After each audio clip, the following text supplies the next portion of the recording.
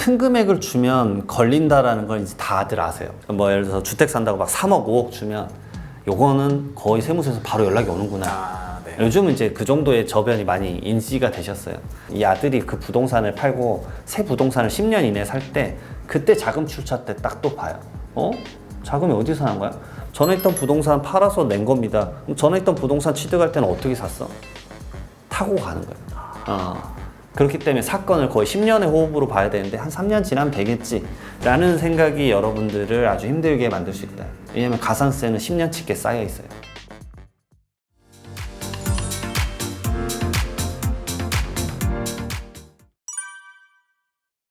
이번에는 또 상속과 함께 고민해야 하는 이 증여에 대해서 알아보도록 할 텐데요. 이 정부 계획대로면 상속 공제가 커지기는 하는데 한편으로는 이 증여 공제는 수십 년 전 기준이 그대로 적용이 된단 말이죠. 아쉽지만 이 현행 제도 안에서 어떻게 하면 조금 부담을 줄일 수 있을지 여쭤보고 싶습니다. 제가 이거 똑같은 컨텐츠 이제 저의 이제 채널에도 올렸죠. 유사하게 이제 해석을 해서 올렸었는데 댓글 중에 그 말이 좀 와닿았어요. 아니 그러면 나 부모 죽을 때까지 기다리란 말이냐. 어찌 보면 이거는 상속을 기다리란 얘기일 수도 있어요.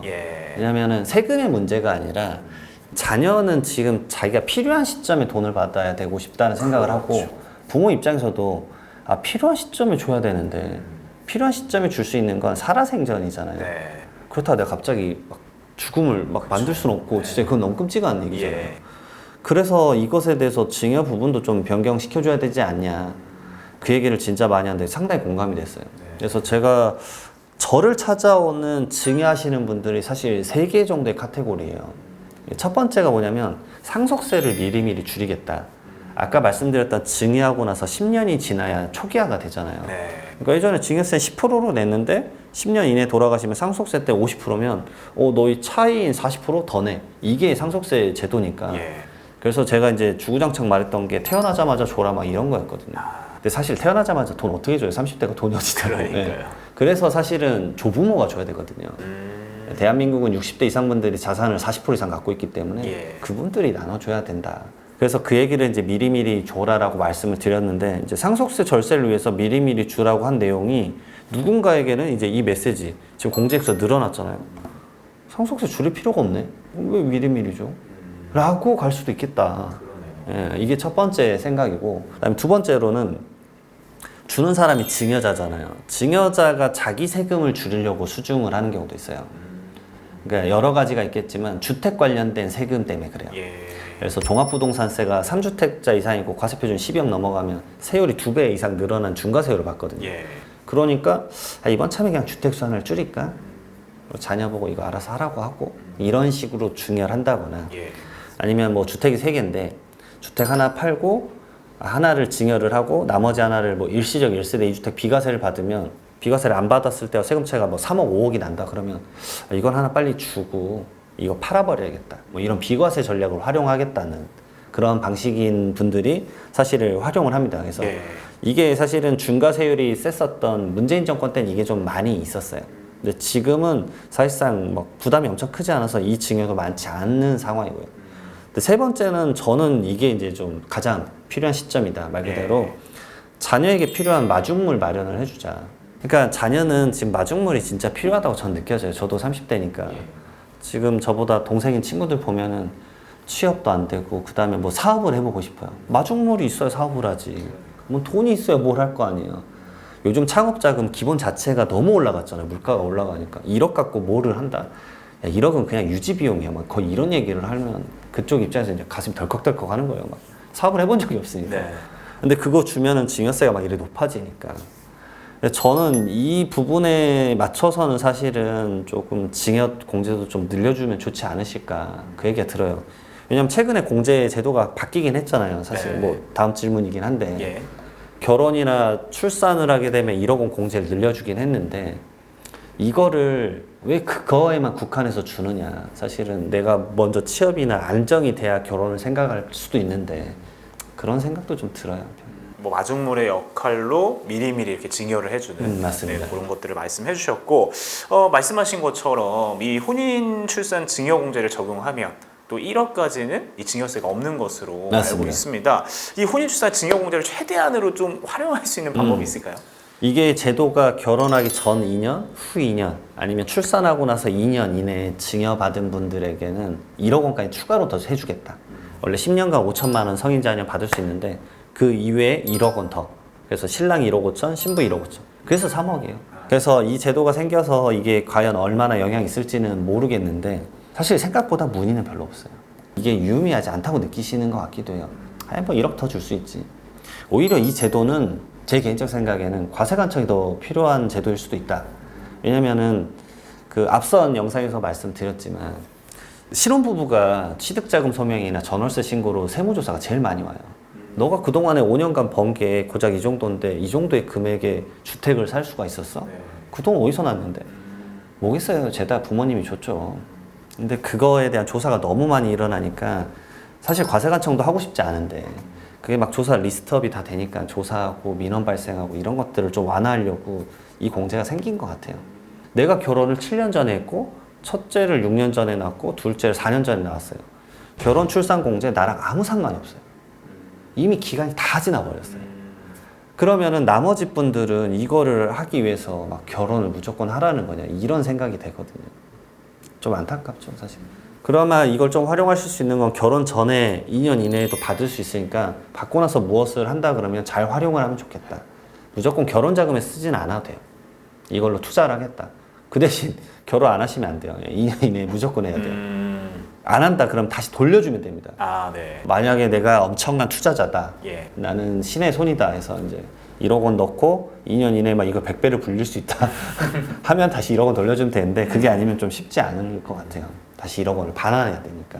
그러면 증여세를 물진 않습니다. 그리고 또 한 가지 궁금한 게 이제 부동산으로 증여를 해주시는 분 많고 또 증여받는 분 많을 텐데 증여받았을 때 곧바로 처분하는 경우가 많을 것 같아요. 근데 이때 증여해주신 분이 최초로 취득할 때를 기준으로 양도세를 내야 된다고 하더라고요. 그리고 이걸 2월과세라고 네. 부르는 걸로 알고 있는데 근데 집값이 계속 올랐다면 세부담이 상당할 것 같습니다. 이 2월과세를 피해서 좀 절세할 수 있는 방법이 좀 있을까요? 우선은 이게 부동산을 증여받고 바로 파시는 분은 진짜로 이런 영상을 하나도 안 보신 분들이 정말 끔찍한 제발 그러시면 안 된다 예. 말씀을 먼저 드리고 이 2월과세라는 제도는 결국은 이제 꼼수를 좀 막겠다라는 제도로 생겼었어요. 예전에는 5년이었는데 제도를 간단히 설명을 드리면 사실은 이게 부모 자식 간에도 많이 쓰긴 하지만 사실 부부 간에 제일 많이 써요.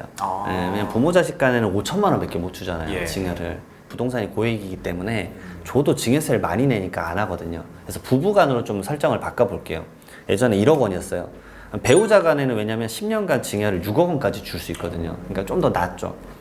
그러면 지금 6억 원이 됐어요. 그래서 배우자에게 증여를 해요. 아내에게 증여를 하면 10년간 6억 원이니까 증여세를 안 내요. 네. 대신 증여 취득세는 내야 되겠죠. 예. 그리고 배우자가 바로 6억 원에 팔아요. 그러면 너무 나이스하잖아요. 증여세도 0원, 양도소득세도 0원. 예. 6억 원이니까. 근데 이게 너무 꼼수다. 사실 제가 봤을 때는 이게 무조건적인 꼼수일까라는 생각도 좀 들어요. 왜냐면 이게 증여를 활용해서 한 건데 어찌 되었던. 근데 이제 이거를 만약에 받고 나서 10년 이내에 팔아버리면 이 두 가지를 비교를 합니다. 이 판금액과 증여받았던 금액 계산. 이걸로 계산한 거 첫 번째 하나. 근데 지금 0원이죠, 이거는. 예. 근데 두 번째 계산은 뭐냐면 6억 원에 팔았지만 예전에 증여자, 남편이 취득했었던 가액 1억 원. 차액인 5억 원으로 양도세 계산한 거. 두 번째 거. 1번과 2번을 비교를 해서 더 큰 걸로 세금 내. 이게 2월과세예요. 예. 그래서 결국은 10년이나 지나야 돼요. 이게 예전에 그리고 이게 5년이었어요. 최근에 또 10년을 바뀌었거든요. 그래서 사실은 호흡이 너무 길어졌어요. 10년 있다가 이 부동산 가격이 뭐 더 올라갈지 더 내려갈지 모르겠지만 어쨌든 이 취득가액을 살짝 높인 것 정도에 대한 효과만 볼 수 있는 상황이 돼버린 거죠. 근데 이거를 좀 그나마 활용한다고 한다면 권해드리는 건 뭐냐면 이걸 주택이라고 가정을 해볼게요. 예. 이 주택이 받고 나서 그 다음에 비과세 요건을 충족한 다음에 팔면은 2월과세 적용을 안 해요. 그러니까 내가 비과세만 결국은 만들어내면은 예전에 취득가액을 가지 않기 때문에 더 능동적으로 절세를 할 수 있습니다. 비과세가 이제 내가 거주자이면서 2년 이상 보유, 2년 이상 거주 근데 2년 이상 거주는 조정 대상 지역 내 취득을 했었을 때 결국은 주택이란 건 삶의 거주 공간의 목적이 있기 때문에 주택 하나 있는데 막 사고 팔면서 돈 다 세금 매기면 안 되니까 12억 원까지는 비과세 요건 맞추면 오케이 세금 0원 이사 편하게 가 그런 요건들이 있습니다. 그래서 결국은 이월과세를 피하시려면은 말 그대로 비과세 요건을 충족해서 팔거나 아니면은 처음에 받을 때 부담부 증여 형태로 받으면 돼요. 좀 말이 점점 어려워지는데 네. 어떤 걸까요? 내가 10억 원의 주택이 있는데 6억 원의 보증금이나 아니면 근저당권이 있는 상태에서 받으면 채무 6억 원은 양도를 받은 걸로 보고 순수 4억 원, 차익인 4억 원만 증여받은 걸로 보거든요. 그럼 6억 원은 증여가 아니니까 2월과세가 안 걸립니다. 4억 원에 대해서만 2월과세를 계산하기 때문에 분산해서 계산해 보면 나름 또 절세 액수가 나와요. 결국은 어떤 식으로 증여를 받았는지도 여러분들이 좀 잘 알고 그걸 활용하셔야 돼요. 왜냐면 웬만한 주택 살 때 사실 대출을 안 받는 경우가 없거든요. 근데 이게 왜 어렵냐면 등기부 등본에는 증여라고만 나와요. 그래서 부담부 증여인지 뭔지를 알 수가 없어요. 그런 것들 여러분들이 좀 염려를 하고 세무사님과 말씀 나눌 때 어떤 형태였는지 꼭 그런 형태들을 다 말씀을 주셔야 됩니다. 예. 그렇군요. 근데 또 2월과세 하니까 드는 생각이 이번에 정부가 2월과세를 주식에도 적용을 한다고 맞습니다. 얘기를 하더라고요. 그래서 오래전에 산 주식을 증여를 하게 되면 정말 세부담이 많이 커질 것 같다라는 생각이 드는데 이 주식의 경우에는 어떻게 증여를 하는 게 좋을까요? 똑같습니다. 이것도 이 똑같은 원리로 활용하는데요. 특히나 이제 많이 쓰시는 게 결국 해외 주식입니다. 국내 주식은 지금 아직 금투세 도입되기 전이니까 웬만한 분들은 사실은 주식, 한국 주식으로 세금 내는 분들은 많지는 않을 거예요. 어쨌든 해외 주식 하시는 분들은 차익 생기면 바로 세금을 내야 되니까 이거를 해외 주식 하시는 분들은 거의 계속 활용하고 있었어요. 테슬라를 예전에 1억에 샀다. 근데 지금 6억이다. 배우자한테 증여하고 바로 팔면 증여 공제 때문에 0원, 그다음에 바로 파니까 차익에 대해서 내겠지만 6억에 받아서 6억에 팔 거니까 뭐 순간의 찰나의 변화는 있겠지만 세금이 그렇게 많이 나오지 않거든요. 그래서 제가 이거 말씀드리는 게 이거 내년부터 도입이 될 거고 제 개인적 생각엔 이건 통과될 것 같아요. 그래서 지금 5개월 남으셨습니다. 지금 미친 듯이 하셔야 돼요. 이거 마지막으로 활용할 수 있는 연도라고 봅니다. 그러면은 증여는 이거 몇 년이냐? 이제 주식 같은 경우는 이거는 1년이에요. 1년 지나고 나서 팔면은 예전 거 안 봐주겠다. 근데 주식에서 1년은 영겁의 시간이라고 저는 생각해요. 예. 이틀도 힘든데 요즘 최근에 며칠 경향으로 봤을 때는 사이드카 나오고 했을 때 이 6억 받은 게 만약에 1년 지났는데 3억이 된다고 해보세요. 그러면은 그 당시에 세금 내고 말지.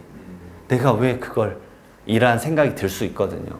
그래서 저는 지금 이제 1년으로 나왔기 때문에 여러분들 이제 앞으로는 1년만 가겠지라고 생각을 하는데 이 주식 하시는 분들이나 다른 형태의 자산을 투자를 하시는 분들이 다른 세금도 알아야 되지만 부동산 세금 좀 알았으면 좋겠어요. 왜냐하면 부동산 세금의 개편 형태가 다른 자산 형태에 무조건 적용이 돼요. 그러니까 부동산도 아까 말씀드렸지만 기존에 5년이었다 10년 늘어났어요. 주식도 1년이었잖아요. 이게 늘어나지 않으리란 보장이 없어요. 왜냐면 예전에 장기 보유하면 세금 빼준 게 1년하고 3년짜리 두 개가 있었어요. 1년짜리 하다가 이것도 이게 안 좋네 3년으로 늘려야지 라고 할 수도 있어요. 그래서 이렇게 말씀해 주셨는데 언제 발생할지 모르는 이 상속보다는 이 살아계실 때 증여해서 자녀에게 도움이 되시려고 하는 부모님들이 많이 계실 것 같아요. 그래서 증여 시에 특히 유의해야 될 거 마지막으로 한번 정리 한번 해주시죠. 간단하게 말씀드리면 이제 큰 금액을 주면 걸린다라는 걸 이제 다들 아세요. 뭐 예를 들어서 주택 산다고 막 3억, 5억 주면 요거는 거의 세무서에서 바로 연락이 오는구나. 요즘은 이제 그 정도의 저변이 많이 인지가 되셨어요. 그래서 이제 이걸 주더라도 증여가 아니라 차용증, 돈을 빌려주는 형태로 하자. 그러면 제가 말씀드려요. 돈을 빌려주는 형태가 아니라 돈을 진짜 빌려주시는 거여야 돼요. 빌려주는 것처럼 속여가지고 어떻게 해보겠다라고 하시는데 그러면 그 차용의 형태를 유지 안 하시는 경우가 많아요. 한 2년, 3년 정도는 뭐 예를 들어서 뭐 내가 3억을 아들한테 줬어요. 그리고 아들이 이자를 뭐 한 달에 뭐 50만 원씩 줬다고 가정을 해볼게요. 그러다가 한 3년 동안 연락이 없으니까 이제 끝났네.